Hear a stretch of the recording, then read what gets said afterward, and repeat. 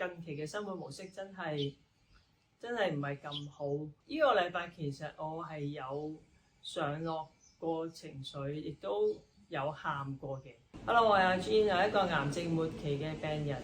我係由乳癌開始轉移多過15個地方。我喺冇食標靶藥、冇做化療、冇做免疫治療、冇食中藥之下，身體慢慢地穩定康復中。我相信梳理情緒、保持正面會令身體越嚟越好。我希望我分享可以幫助到你。今個禮拜咧，想分享2個消息。第一個消息係咩咧？就係我而家轉咗去瑪嘉烈醫院啦，因為地區轉咗。醫生睇咗我驗血報告咧，最近期覆診就同我講話我嘅肝酵素高咗，要我2個禮拜之後再 check 住。咁佢就懷疑可能因為標靶藥嘅影響啦。咁當然我自己知道唔係因為標靶藥，因為我冇食標靶藥。由3月尾開始咧，我就搬咗屋啦。同我爸爸媽咪住近咗好多咁樣，亦都搬咗喺郊區近大自然嘅地方啦。咁確實其實成個生活模式都有啲唔同嘅，同之前，因為始終近咗爸爸媽咪啦，好多時候都同佢好多互動啦。咁其一啦，其二其實喺我3月都有一份兼職啦，咁就係做一啲 editing 啊，又做啲拍攝嘅嘢。喺我完全以前冇做過嘅時候咧，其實真係所有嘢都係重新學習嘅。而呢幾個月嘅生活咧，有時日頭有好多屋企人嘅互動啦，咁或者而家我喺個比較鄉郊嘅地方咧，其實就冇任何 delivery 送到嚟，即係冇 HKTV，冇 Food Panda 嗰啲。咁好多嘢都真係要自己親力親為。重嘅嘢我又未拎得到啦，同埋我都冇車啦。咁所以咧就好多時候都要花嗰啲時間，真係要落翻去市區度買，跟住先再翻嚟。以前嘅時間係點樣咧？我喺舊居嘅時候咧，其實好多時候真係上網用個電話HKTV Mall Delivery、Food Panda Delivery。我就有好多嘅時間淨係專注做自己靜心啊、嚟冥想啊、榨金筍汁啊，跟住去做運動等等。其一啦，其二就係講開運動就啱啦，就係其實由我搬屋3月開始咧，我隻腳已經開始越嚟越差，右腳一直越嚟越差。所以其實未做到運動住，連行路都唔係即係行得好耐。咁確實我真係少咗所謂嘅運動。之前可能我可以落下馬場行2-3個圈，咁而家呢2個月我都做唔到，亦都冇做到。其實咁講，所以相對嘅運動量係少咗嘅。咁而飲食方面冇之前咁規律啦，因為同咗爸爸媽咪喺附近咧，咁好多時候佢哋都會買佢哋覺得適合我嘅嘢食俾我。咁我又唔想浪費。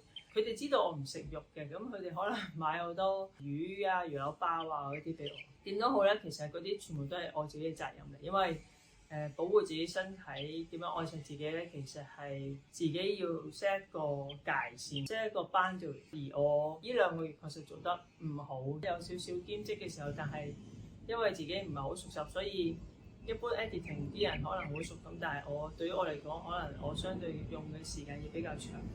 再加飲食啊，休息亦都係冇咁固定㗎，即係譬如之前我要剪片，可能有時幾個禮拜咧，係好多時候都成日搞到1-2點先瞓。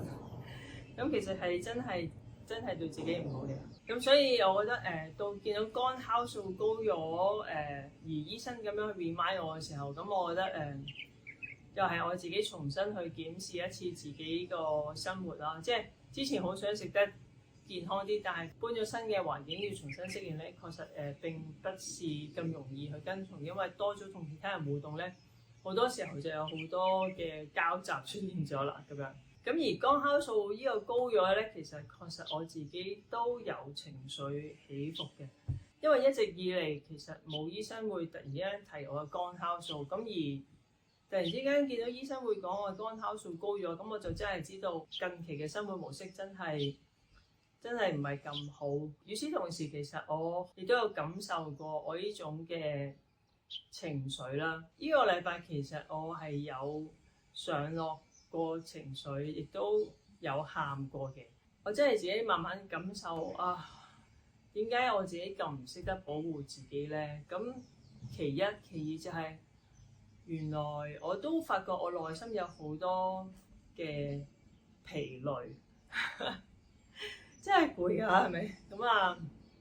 雖然我每次都係正能量，其實都係事實嚟嘅。喺我上一次覺得好疲累嘅時候係幾時咧？係真係1年幾前嗰陣時，應該係我未入醫院前個上落咧，跟住嗰時就有同個 circle 講遺言。咁嗰個係我上一次覺得好疲累嘅時候，都1年幾前啦。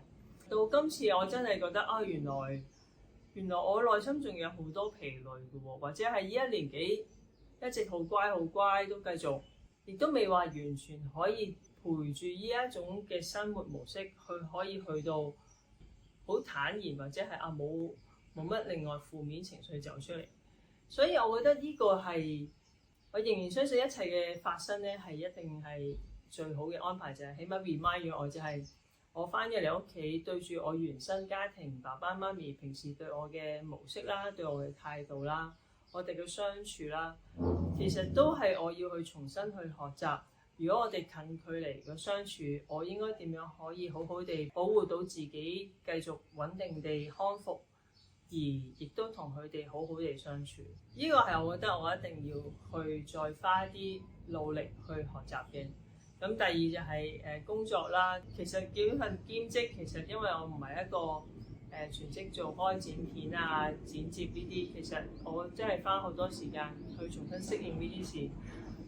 再加始終要交功課俾人咧，其實始終自己都有一定嘅要求喺邊，所以嗰種壓力係源自於自己。咁而我亦都未揾到一個平衡點，所以花咗好多時間啦，亦都夜瞓咗啦。咁呢個都係傷肝，咁都好正常嘅。咁所以我覺得肝酵素高，其實我衍生咗真係會感覺到原來我真係原來我好疲累啦。其實疲累係好正常嘅，因為我真係呢1年幾其實都繼續好積極地生活，好努力地生活。有一下衝過嚟嘅疲累就係覺得有少少嘢唔同咗，就會影響到自己嘅身體嘅狀況。同時之間我亦都發現到就係其實我內在亦都有好多嘅恐懼嘅感覺喺度。我疲累正背後就係其實我都好想放棄。我都發現原來我心底有一部分其實我覺得好攰，咪即係好想放棄咯，係咪？呢個都我唔會覺得驚訝嘅，因為好正常。即係人其實咩情緒都有，我唔會100%淨係得我好正面嘅繼續衝。嗰個係嗰一段時間做到，但係其實始終人對住每一日咧都有好多，我亦都會接受我呢個情緒，所以我亦都好想坦白同各位會睇片嘅人知道，我唔係盲目地正面，因為我都好想話你聽。之前除咗話要釋放自己執念啊，釋放自己負能量，其實我都會有我軟弱啊，我都會有我恐懼嘅。我接受死亡，我真係接受。人生一定會有呢件事，但係原來喺呢一個配套上，如果令到我身體差咗，我就係覺得原來我唔想咁樣，我唔想有嘢影響到我身體，但係我又要因為經濟上嘅嘢，咁我就都一定要搬呢一次屋咁樣，而亦都因為經濟上嘅需求，咁我都要去嘗試開始揾嘢做咁樣，咁而咁樣影響到我身體，我真係除咗好攰之外，就係覺得好無力啊，好無助，好力不從心咁樣，因為即係一切都好似唔可以自己控制到咁樣，咁呢種感覺係好無助嘅。咁但係咧，再過呢1-2日咧，咁我開始沉澱緊，亦都消化緊。我相信我會做一啲調整，令到我生活上咧可以慢慢走向平衡。如果真係因為咗收入而影響到我身體，咁當然我係要選擇唔做嘢住，以身體為主先。至於經濟上嘅嘢，其實屋企人會支持我，只係我呢個係我自己個人嚟講，我自己唔想屋企人去支持我。咁不過都以身體為主先，係啦。第二樣嘢就係之前其實都諗住就係因為經濟上嘅需求啦，咁我都有去勞工處去申請殘疾人士申請工作啦。咁之前就講過勞工處就要去向醫院申請我嘅醫療報告，睇醫生話我可唔可以適合工作。咁啊，最新收到嘅消息就係腫瘤科醫生咧，咁又同咗勞工處講咧，就係我嘅身體狀況咧係唔適合工作嘅，咁所以勞工處都唔會幫我揾工啦。咁呢個我都同個會員頻道個朋友講過，就係其實復活都還容易，但係點樣繼續生活咧，其實都真係比較難。你諗下，即係呢件事走過嚟，我之前更加冇可能工作啦。就算而家好似見精神狀況好啲啦，穩定啲啦，想揾工作都唔容易。就算揾到嘅，你都知香港嘅使費有幾高，而一份兼職其實都係得幾千蚊咁樣，其實都唔夠交租，係咪？我相信我會繼續面對好多啲實際喺生活上嘅挑戰嘅。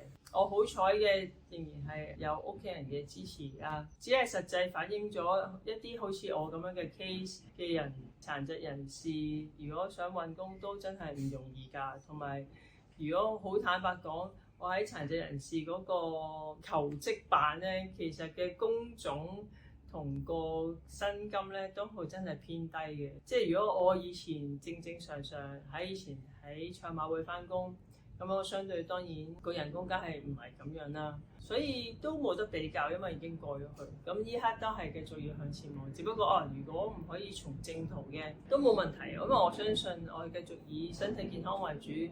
如果可以嘅，我都會繼續有一個穩定嘅身體先。錢方面咧唔緊要嘅，到我將來咧再有翻咧，我會還翻俾屋企嘅，所以都唔擔心嘅。其實有負面嘅情緒真係好正常，但係好似頭先所講，就係當我哋有情緒嘅時候，我哋要去感受佢，而揾出咗背後嘅原因係啲咩？今次我都係再次用我嘅一個例子啦，我將我嘅最近收到嘅消息啦，真係令到我情緒有波動嘅，我都係真係感受過，亦都知道我都係會有恐懼，我都係會有 up and down 嘅時候。不過咧，放心，我都係仍然會一步一步去走翻去正面嘅，亦都唔會放好耐。咁所以其實一兩日咧，我自己靜咗落嚟，自己俾多啲時間去消化咧，其實已經冇乜嘢噶啦。我覺得係一個好好嘅一次又再分享啦。反正已經係1年幾後，我先再有呢一個嘅眼淚走出嚟咧，我覺得 OK 係非常之 OK。